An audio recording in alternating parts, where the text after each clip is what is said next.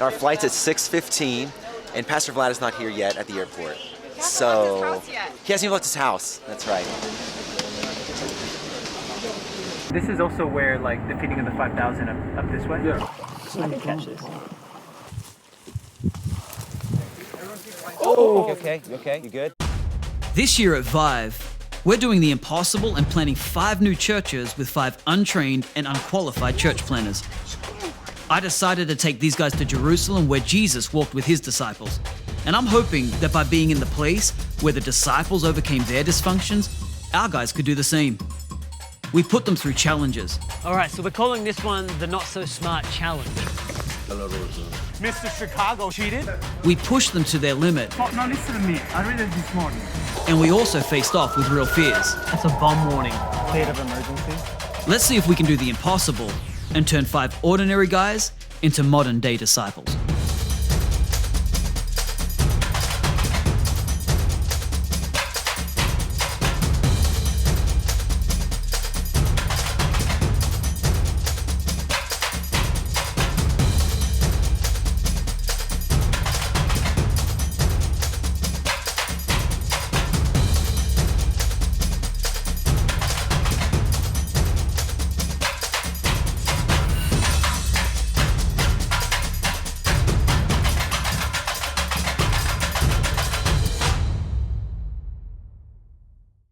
So my wife Kira and I originally moved from Sydney, Australia to the United States to start VIVE Church. And what we've seen over the last 5 years is miraculous as we have grown at a rapid rate. In fact, we've launched a brand new location every year for the last 5 years. And it was about 6 months ago we made a crazy announcement, really with the idea, what if God could do in 1 year what we've seen him do in 5 years? What if we could plant 5 new locations in 1 year? And here's what's cool. We already had the locations in mind. We had Chicago, Austin, Honolulu, Morgan Hill, and Milan, Italy in mind. The problem is we didn't have the personnel. We didn't have the church planners who would go on this journey. We didn't have anyone trained or ready to do this task. All we were looking for is those who were available.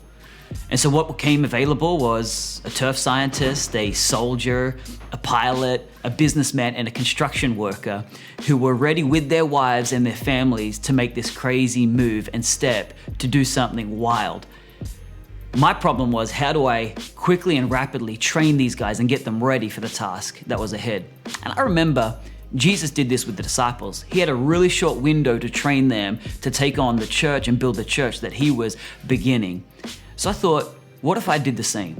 What if I took these 5 church planners to Israel so that they can connect with the disciples and see if we just can't turn these ordinary guys into modern day disciples? Starting route to San Francisco International Airport.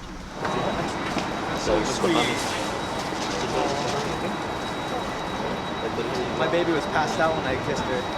My punch.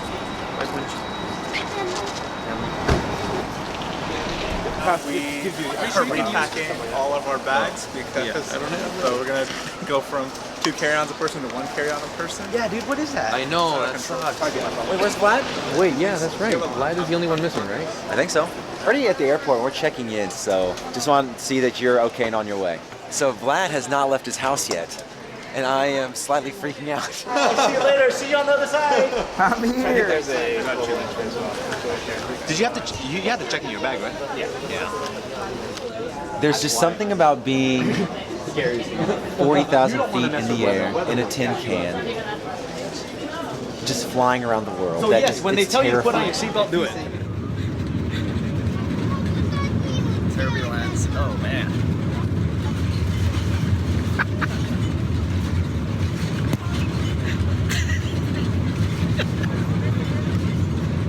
I slept an hour the whole total. time. Yeah. He wants the entire And the rest was like white knuckling during those turbulent times. So our journey begins arriving in Tel Aviv, Israel. We're excited about being in the Holy Land, but also unsure about what this project will actually produce. Regardless, what I was certain about was the fact that this was sure to be an adventure and an experience that will push these 5 guys and our crew to the limits. sidewalks are very small. The same cars That was a good one. So here we are. Wow, okay. Where are we at? Tel Aviv. Tel Aviv, buenos Tel dias. Aviv, buenos dias. Woo! And it is day 1. I got the crew behind me. My name is Adam Hahn, and I am the campus pastor for our Chicago location. We've been with our San Jose campus, pastoring there, helping build and lead that campus for the last couple of years now. We're just excited about what this next season means for not only Amy and I and our family, but really for the city of Chicago. My name is Vlad. My wife Jana and I and our 3 beautiful kids have been going to VIVE Church for 6 years. And my occupation is construction. I'm a project manager for a commercial builder. Jana and I are the Morgan Hill campus pastors. And it's like he said, this is every single LA Rams fan yesterday after their team lost the Super Bowl. My name is Gabriel Sotelo. I am the sports director and sports anchor for Telemundo 48 here in the Bay Area. My wife Rita and myself, we go to VIVE Palo Alto, and we are getting ready to launch the VIVE Austin campus. All right, we're gonna do a pull-up challenge. All right. So he's gonna do like 1 a second or something? 1, 2, Oh, 3. My name is Mark. My wife and I, Joy, are going to be starting VIVE Honolulu here in a few months, and we're super excited for what God is going to do. So I joined the military not knowing what I wanted to do, but I always had an aspiration to fly. That's where I am now. I'm still flying with the military part-time, and I love what I do, but I feel like God has so much more in store for our family. My name is Andrea. I'm a businessman. I'm a sales director for a financial company based in London. Myself and my wife and our little daughter, we live in Milano, and we are ready to plant VIVE Milano.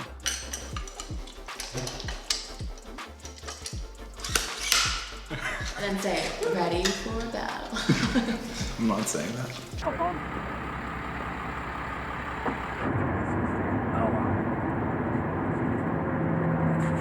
It was like 2 weeks before. Aww. And that trusting God. You're drooling all over the place again. Honey, wife, she's like preoccupied. Our first destination was the Sea of Galilee, the very place that Jesus called his disciples. And I couldn't think of a better place to begin. But what we quickly realized was that getting around an ancient and somewhat war-torn land wasn't going to be easy. You can sit. It's gated too. No. Yeah. No, it's 500 meters up the road. It's like big squirrel. Is it gonna go walk? Oh yeah, you can walk. Yeah. We're humping it from here, boys. Okay, well, it's gated here too. But we're gonna hike it. I think if we walk, there's a path just there. Maybe if we walk back that way. There should be a pathway around here somewhere. Is that where we are, or is that just... We're gonna work it out. Without knowing, we were presented with our very first obstacle, and our only option was to go off trail.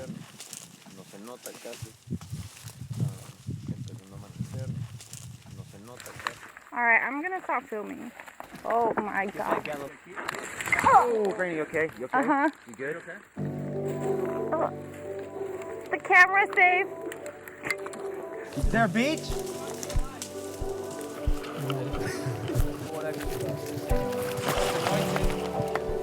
So finally getting to the shore, I was so excited to hear from these guys about their fears around the challenges that were awaiting them in church planning.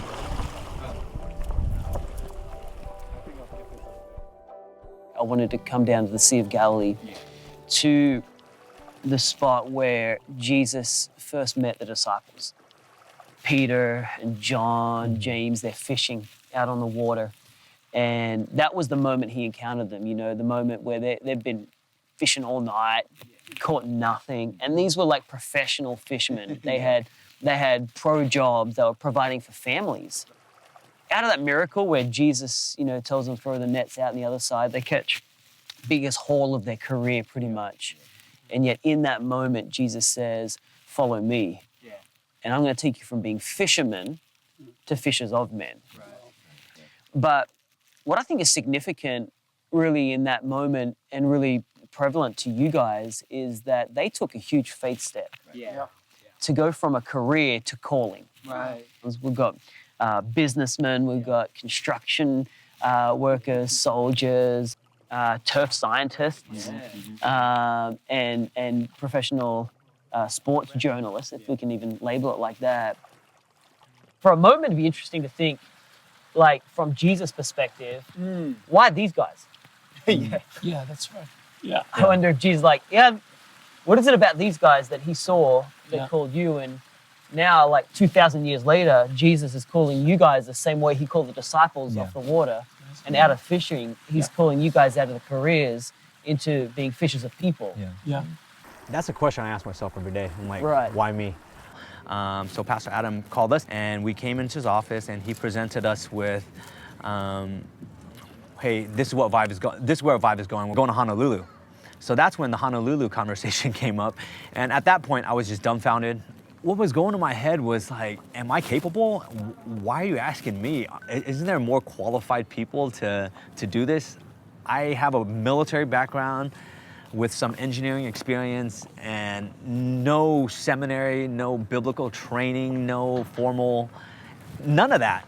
It was like, this doesn't make sense, you know? Like my idea of ministry was people who have like kind of like learn all the things, know all the things, people who speaks Aramaic and can, you know, give you Bible verses in Hebrew or whatever, you know, like that's not us, you know what I mean? I'm just another Joe that is in the Silicon Valley living, you know, a normal life. And how am I gonna do this? It just makes no sense. But when I started thinking about it more and looking at the life of Peter and Andrew and those guys, it's like, it's so little about them. It's more about God, of what God can do through them rather than what they can bring to God, you know what I mean? And I don't need to have it figured out. I don't need to know how to plant a church. I don't need to know how to, you know, preach the best message. I don't need any of that. It's just like, what's God gonna do through me? You know, right?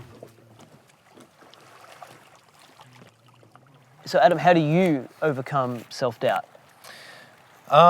There's always doubts. I mean, there are always going to be doubts. I think that's the thing that I've probably struggled with the most throughout my journey. Is just the constant battle that's going on in my head. If I had to say, what am I most fearful about being a part of Chicago and really the mandate that is put on that campus is, as cliche as it sounds, is really the fear of failure.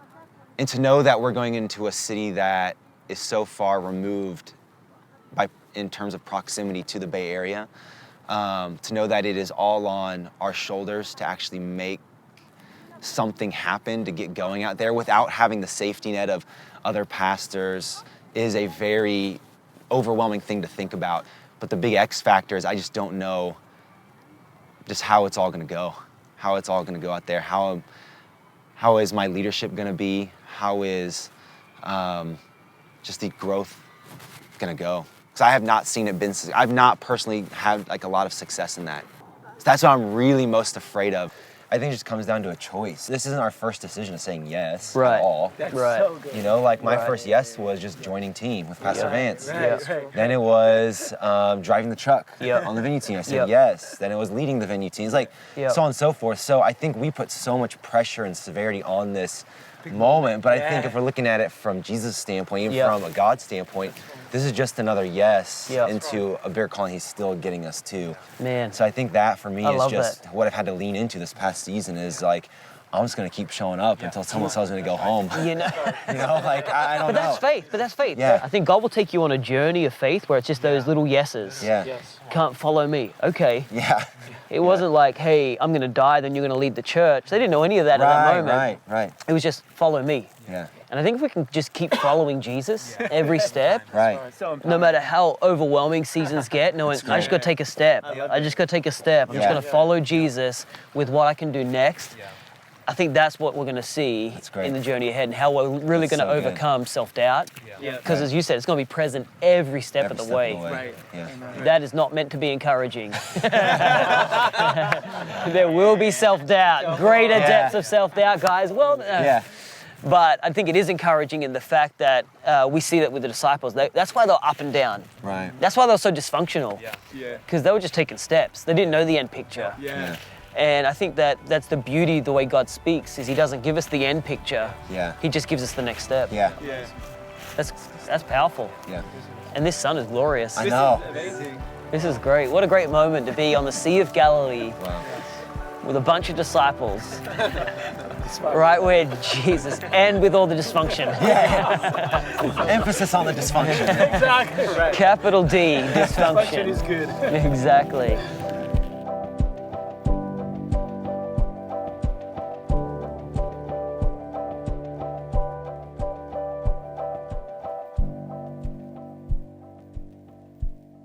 So hearing our church planners share their fears, I knew what they needed was a challenge.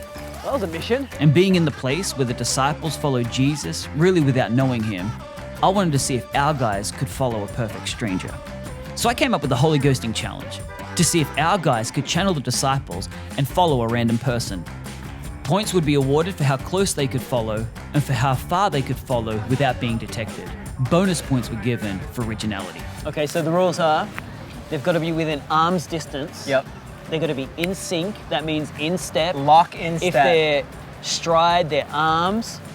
And we want to see one person. Right. That's what I want to see. I want to see one person. Yeah. Like, am I seeing a ghost of that person? That's right. That's the idea. Am I seeing a shadow? Am I seeing a shadow? Essentially. I don't want to see two people walking closely. Right. I want to know, is that their ghost? Oh, Mark with Mark. the cell phone. This was my thoroughbred, Mark. I put my money on him. And no, His military background. I'm he's very shaking disappointed. off. No, that's I'm disappointing. very disappointed. I'm disappointing. Like, for a Navy SEAL, Yeah. I thought he would just be way more undercover, and he's using the phone. And I thought he would be bolder. Look, he's dejected. He's That's not a just- true follower right there. That's not a true follower. Not a true follower. It's pretty much a Judas follower, that one. That was Judas. That was following Jesus from a distance. Oh, Off man. sync, out of sync. They never got Off into sync. sync. He's still trying to lock Is in. Gabe gonna lock into Andrea? That would be Triple follow. That would be crazy. A triple follow. No, He is. He is. See, this is creativity. Creativity At its finest right here. Yeah, Austin triple- right now. They're doing a snake. They're is doing in a good snake. hands. That's a double VIVE snake. Austin. That's double snake eyes right there. Double snake eyes. And they went for a walker. And they got a slow walker too. They got a slow walker. The slow snake technique is by Yes, far the best. best. I am I am impressed. And Oh, the pause. and the pause. And the pause. pause. I mean, I don't know. My I didn't go goodness. again. Oh, this my is goodness. awesome. The pause and go. The pause and go. Let's check this out. This is great form Okay. for Mark here. Yeah. This is probably the most proximity that I've seen. There's definitely proximity. There's definitely a incredible. great physique match, I think. Great physique. Yeah, he picked That's so a similar important. height. That was He picked awesome. somebody that's going to be definitely his build, his height. I think Gabriel with the slow stroll. So what I love about Gabe is he's just getting points on the board. He's just like, I'm going to rack up. We're just going round Several heats. after round after round after round. Several heats. And you know, he's not stopping. He's not stopping? He's not stopping. Yeah, come on, keep coming, keep coming. Keep coming, sir. Thank you. And you know, he's just gonna go heats. You can't make shots if you don't take shots. And I just feel like Gabe is taking so many shots. Yeah. And he's smoking so many fake cigarettes. He's gonna have fake cancer, fake lung cancer He's gonna by have the fake time he's done lung here. cancer. Definitely. Oh my Definitely. Definitely. And the way that he's mastered the smolder. Wow, the peripheral no-look. vision. The peripheral He's getting vision passive on this smoke guy. right now. What a free smoke. I thought I knew Gabe. I don't know, guys. It's amazing. And the puppy stare. He has no idea. Do you think Oh, it's- Adam Hahn with the lay down. Oh my gosh, Adam lay Hahn down. with the lay down. Wow. Oh, we have got ghostings going everywhere. We've got a ghosting right in front. We've got a ghosting on the grass. We have followers, people. We have Jesus-style followers. We have reproduced followers here. This Jesus would be proud. Jesus This would be is proud. amazing. Jesus would be proud. That was a Peter-style follow. That's a Peter-style That follow. is a Peter-style That's a John-style follow. That one is a doubting Thomas-style follow. But regardless, he was still a disciple because he's still so far away. But he's doubting. But he's still in. Oh, Andrea! With the ghosting on the ghost! With the ghosting on the ghost! Oh my gosh, we have got a little slumber party going on right here. Out on. This is the true question. followership. Can Mark also Can Mark join them? Can get Mark up in there? Can Mark jump on this line? Can he go across the top? Adam just got touched. Can he go across the top of the Adam got a heads? touch from the man, Oh, and he's getting up. And we're doing the. And he's done. We're doing the core. Oh, we're doing the core. He's like, huh, did I start a movement? Did I just start a movement? Man. Oh man. And he. Oh, I gotta applaud that. I definitely have to applaud that. That's amazing. That was incredible. Next week on Dysfunctional Disciples. A time like this. Hey, sir. Can I take a selfie with you? Just for a challenge? Hey, Shalom, can I take a picture with you? All right, let's do it. Okay. Okay. Woo! You got another Dramamine? I might need another one. And then the waves came in and they were freaking out. Just like this. Just like this. Just like Mark, freaking out.